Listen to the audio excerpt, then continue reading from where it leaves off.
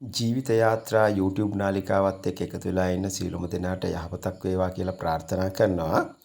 මේ නාලිකාවේ මේ වෙනකොට මම ළමා අපචාර සම්බන්ධව හඬපට 3ක් කරලා තියෙනවා. ඒකේ 4වෙනි හඬපටයක් ඉක්මනින් කරන්න නොහිටියත් අසන්නට ලැබුණ එක්තරා කාරණාවක් නිසා මම හිතුවා මේකේ 4වෙනි කොටසකුත් කෙටි හඬපටයක් හැටියට කරන්න. ඒ සඳහා තමයි මම දැන් සූදානම් වෙන්නේ. පසුගිය දිනක මට දැනගන්න ලැබෙනවා ලංකාවේ එක්තරා ප්‍රදේශයක එක්තරා තාත්තා කෙනෙක් යනවා සැලෝන් එකට තමන්ගේ පුතාගේ කොණ්ඩේ කප්පවා ගන්න. එයා ඉස්කෝලේ යන දරුවෙක් අවුරුදු 12ක විතර දරුවෙක් පුතෙක් මේ පුතාගේ කොණ්ඩේ කපා ගන්න තමයි යන්නේ. මෙහෙම කොණ්ඩේ කපා ගන්න ගියහම දරුවගේ කොණ්ඩේ කපන අතරතුරේ කිසියම් අවශ්‍යතාවයකට මේ තාත්තා යනවා සැලෝන් එකෙන් එළියට. එතකොට මේ සැලොන් එකේ ඒ වෙලාවේ ඉඳලා තියෙන්නේ මේ කොණ්ඩේ කපන බාබර් සහ මේ දරුවා විතරයි. හැබැයි මේ පියා එළියට ගිහිල්ලා සුළු මොහොතකට පස්සේ මේ බාබර් මොකද කරන්නේ?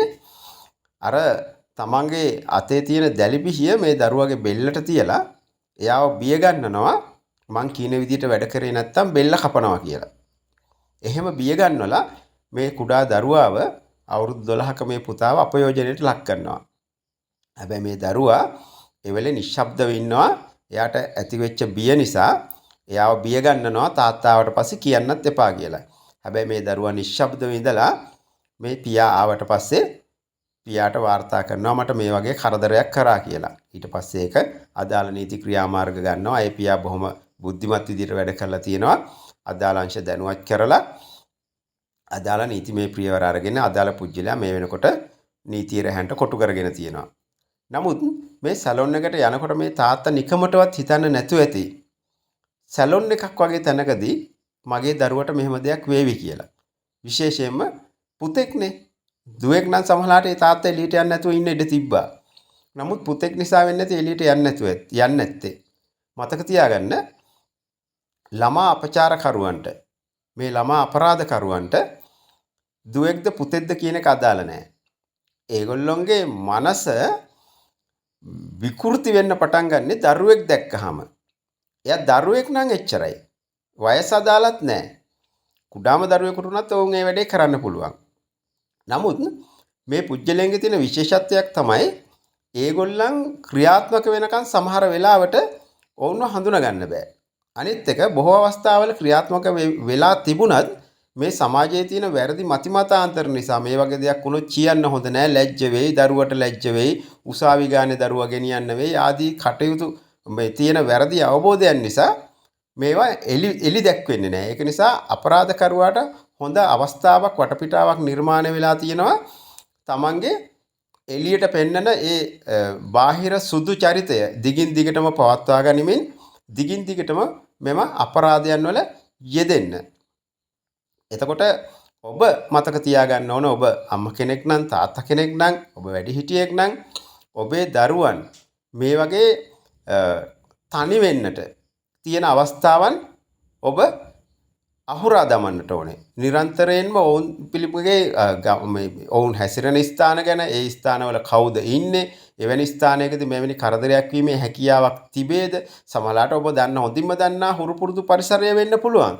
නමුත් ඒ පරිසරයේ ඒ වගේ කෙනෙක් ඉන්න පුළුවන්. මම මගේ පළවෙනි හඬපටවල ඒ ගැන කතා කරලා තියෙනවා. සමහර පෞල් පද්ධතිවල මේ වගේ අය ඉන්නවා. ඒ පෞල් වල අය එකතු වෙලා ඒ වගේ අය සුරකින්නවා. ඉතින් ඒ වගේ තැනකදී ඔබේ දරුවෙකුට මේ වගේ දෙයක් වෙන්න පුළුවන්. ඒක සමහරවිට බස් හෝල්ට් එකේදී වෙන්න පුළුවන්. එහෙම නැත්නම් පාසල ඇරිලා ඔබේ දරුවා නතර වෙලා ඉන්න තැනකදී වෙන්න පුළුවන්. ස්කූල් වෑන් එකේදී වෙන්න පුළුවන්. ඒ ඕනම තැනකදී මේ දේ වෙන්න පුළුවන්. ඒක නිසා ඔබ නිරන්තර සොයා බැලීමක් කරන්න ඕනේ. ඔබේ දරුවා මේ ආකාරයට කොටු කර ගැනීමට හැකි ස්ථාන අවස්ථා උදා වෙලා තියෙනවද කියලා. ඒක දෙමාපියන් ලෙස ඔබේ අනිවාර්ය වගකීමක්. මම අද මේ හඬපටින් ඔබත් එක්ක කතා කරන්න බලාපොරොත්තු වෙනවා. මේ අපරාධකාරයෙක්ගේ මේ දරුවන් හිංසාවට පත් කරන අපරාධකාරයෙක් කොහොමද මේ එයාගේ මනස කොහොමද වැඩ කරන්නේ කියලා. ඔබ දන්නවද අපි හැමෝටම මේ ඕනෑම අවස්ථාවක පිස්සු වැටෙන්න පුළුවන්. කොහොමද මේ පිස්සු වෙන්නේ? ඔබ හිතාවේ ඒ කොහොමද එහෙම වෙන්නේ? ඉතින් අපි කාටවත් පිස්සු නැහැනේ කියලා නෑ පිස්සු වැටෙනවා. ඔබ ඕනම අවස්ථාවක කල්පනා කරලා බලුවොත් එවැනි පිස්සු වැටුණු අවස්ථා ඔබේ ජීවිතේ ඕන තරම් තියෙනවා. හොඳට කල්පනා කරලා බලන්න. අධික කේන්තියෙන් ඔබ යම් ක්‍රියාවල යෙදිච්ච අවස්ථාවක්. ඒක පිස්සුවක් තමයි. සමහරවිට අධික රාගය නිසා ඔබ කරපු සමහර දෙයක්. ඒක පිස්සුවක් තමයි. ඒ කියන්නේ අපේ මේ මනුෂ්‍ය සිත ඇතුලේ තියෙන කෙලෙස් නිසා නරක සිතුවිලි නිසා අපි ඕනම කෙනෙක් ඕනම වෙලාවක පිස්සු වැටෙන්න පුළුවන්. ඒක රාගය වෙන්න පුළුවන්, වෛරය වෙන්න පුළුවන්. එහෙම නැත්නම් තමන් පිළිබඳ තියෙන මාන්නක්කාරකම වෙන්න පුළුවන්. ওই සමාජ සමහර අය ඉන්නේ. තමස් දන්නවද මං කවුද කියලා? මං අහවලා. අන්න ඒ වගේ කියන්නේ. හරිද? අයිස දැනගන්නවා මම මේ මෙතන සුපර්වයිසර් හරිද? ඒක මාන්නය. තමන්ගේ තනතුර පිළිබඳව තියෙන මාන්නය. හරිද? දැනගන්නවා මම මේ අහවලා මට කරන්න බැරි දෙයක් නැහැ. අන්න ඒ වගේ. හරිද? ඒක මාන්නය. ඒක පිස්සුවක්. මාන්නය කියන්නේ පිස්සුවක්.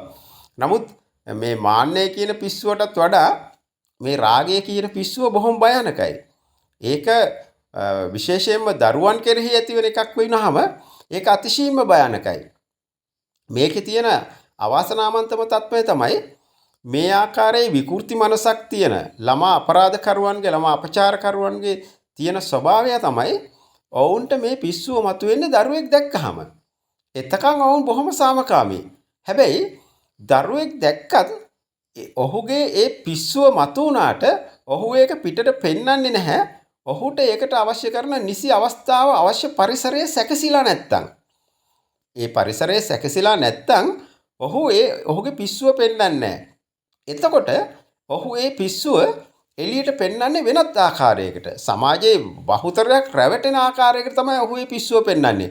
ඔහු කුඩා දරුවන්ට අතිශයින්ම ආදරය කරන කෙනෙක් හැටියට තමයි ඔහුගේ පිස්සුව එළියට පෙන්වන්නේ. සමහරලාට එයා දරුවෙකුට අප උපස්ථාන කරන්න අසනීප දරුවෙක්ට නම් අප උපස්ථාන කරන්න පෙළඹෙනවා වෙන්න පුළුවන්.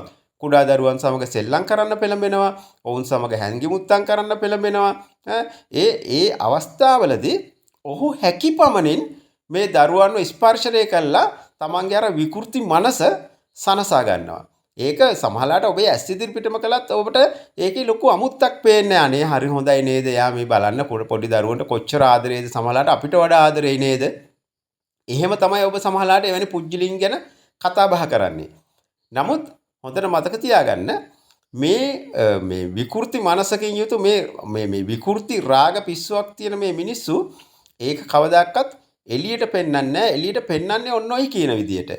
එයා ඒක මේ තමන්ට තවත් ප්‍රසාදය ඇති වෙන ආකාරයට තමයි එළියට පෙන්වන්නේ. නමුත් ඔහුගේ මනසට බිල බැලුවොත් අපිට බලන්න පුළුවන්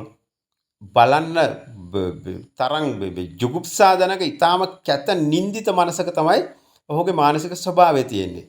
අවස්ථාව ලැබුණොත් ඔහු අනිවාර්යයෙන්ම උපරිම ඵල නෙලා ගන්නවා. ඒ වෙලාවට ඔහු ඒ පිස්සුවේ උපරිමයටම යනවා. මේකෙදි තියෙන භයානකම තත්ත්වය තමයි මේ කියන උදවිය නිරන්තරයෙන්ම සමාජය තුළ තමන් පිළිබඳ මහත් වූ ප්‍රසාද ජනක චරිතයක් තමයි මවාගෙන ඉන්නේ. ඒ කියන්නේ අර මම කියපු අනිත් පිස්සුවත් ඒගොල්ලන්ට තියෙනවා. මොකද්ද? මාන්නය, අභිමානය, තමන්ගේ චරිතය පිළිබඳ තමන් මහා මේ පිරිසිදු චරිතයක් කියලා හදාගත්තු ඒ පිස්සුවත් ඔහුට තියෙනවා.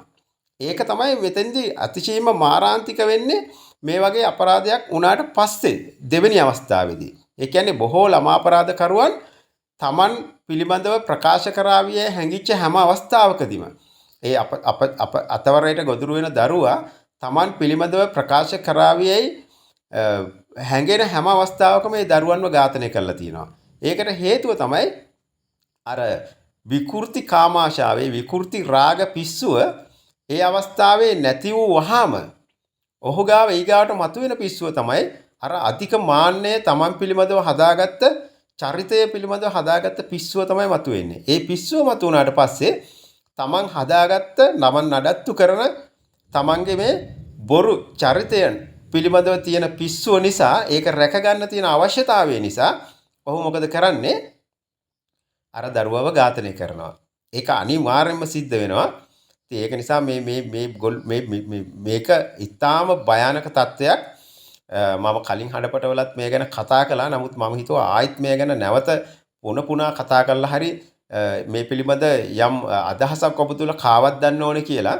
ඔබ හිතනවට වඩා මේක අතිශයින්ම භයානකයි.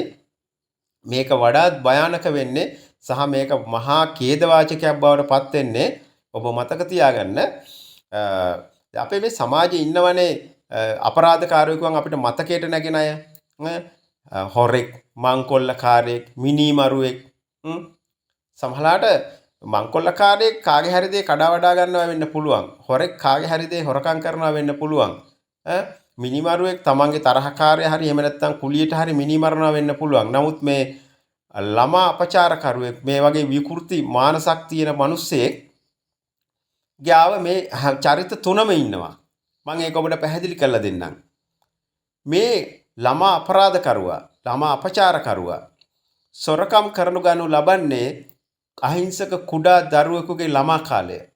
ඒ දරුවගේ ළමා කාලය තමයි සොරකම් කරගන්නේ. ඔවුන් ඝාතනය කරනු ලබන්නේ ඒ අහිංසක දරුවෙකුගේ මනස. ඔවුන් අහිංසක දරුවෙකුගේ මනස තමයි ඝාතනය කරනු ලබන්නේ. ඒ වගේම තමයි මේ විකෘති මනසක් සහිත මේ ළමා අපරාධකරුවෝ. ඔවුන් මේ මංකොල්ල කන්නේ කුඩා දරුවෙකුට මේ සමාජය තුළ නිදහසේ ජීවත් වෙන්න තියෙන අවස්ථාව අයිතිය තමයි මේ මංකොල්ලකා උදුරා ගනු ලබන්නේ. ඒක නිසා ආදරණීය දෙමව්පියනි මේ ළමා අපරාධකරුවන් කියලා කියන්නේ මේ සමාජයට මහත් වූ විනාශයක් අත්කර දෙන අපේ දරුවන්ව විනාශ කරන රටේ අනාගතයට දැඩිසේ ඍජු බලපෑමක් එල්ල කරන ඊ타මත්ම නින්දිත වගේම අතිශයින්ම භයානක වගේම මේ සමාජයේ නීතියේ රැහැනට අනිවාර්යයෙන්ම අප සියලු දෙනාම එකතු වෙලා හසු කර දිය යුතු ඔවුන් ඇත්තටම සිටිය යුත්තේ මානසික රෝහල් වල හෝ සිර කඳවුරු වල. ඔවුන් එහෙම කොටු කරේ නැත්නම් එහෙම මේ සමාජයේ අනාගතයේ දවසක් එයි අපිට මේක මේ වළක්ව ගන්නම බැරි. මම කලින් කතා කරපු හඬපටේත් මම කියලා ඇති පහුගිය මාස 3ට 1401ක් ඔබ ගණන් හදලා බලන්න ඔය 1401 බෙදලා බලන්න මේ 90න් හරිද 90න් බෙදලා බලන්න 100න් බෙදලා බැලුවත් දල වශයෙන් අපිට 14ක් වගේ එනවා හිතා ගන්නකො එතකොට දවසකට කොච්චර වෙනවද කියලා ඒ වගේ අතිශයින්ම විනාශකාරී තැනක තමයි මේක ඇවිල්ලා නතර වෙලා තියෙන්නේ. ඉතින් ඒක නිසා දෙමාපියන් හැටියට වැඩිහිටියන් හැටියට ඔබට මට දැවැන්ත වගකීමක් අපේ කර්මත පැතිරලා තියෙනවා අපේ දරුවන්ව රැකගන්න අපේ දරුවන්ව යහපත් පුරවැසියන් හැටියට මේ සමාජයේ මතු අනාගතය උදෙසා දායක කරන්න ඔවුන්ව පරිස්සම් කරලා අරගෙන යන එකේ වගකීම තියෙන්නේ අපේ අතේ. මොකද දරුවන්ට ස්වයංව ආරක්ෂා වෙන්න බෑ. අපි තමයි ඔවුන්ගේ ආරක්ෂකයෝ. අපි තමයි ඔවුන්ගේ මඟ පෙන්වන්නෝ. ඉතින් අපි මේ දේ පැහැර හරිනවා නම් අපි මේ දේ හරියට කරන්නේ නැත්නම් සමහරවිට ඔබේ දරුවාට යමක් සිදුවී නොතිබෙන්නට පුළුවන්. නමුත් මේ සමාජයේ කවුරු හරි දරුවෙකුට ඒක වෙනවා නම් ඒ වෙනුවෙන් පෙනී හිටින්න කවදාකවත් පැකිලෙන්නට එපා. කවුරු හරි නොදුනත්කමට හරි නිශ්ශබ්ද වෙන්න ඕන නම් ඔවුන්ව දැනුවත් කරලා ඉවර වෙලා ඒ අදාළ නීති අංශ වෙත යොමු කළා ඒ අදාළ අපරාධකරුවන්ව නීතියේ රැහැනට හසු කර දෙන්න අපි කටයුතු කරන්නට ඕනේ.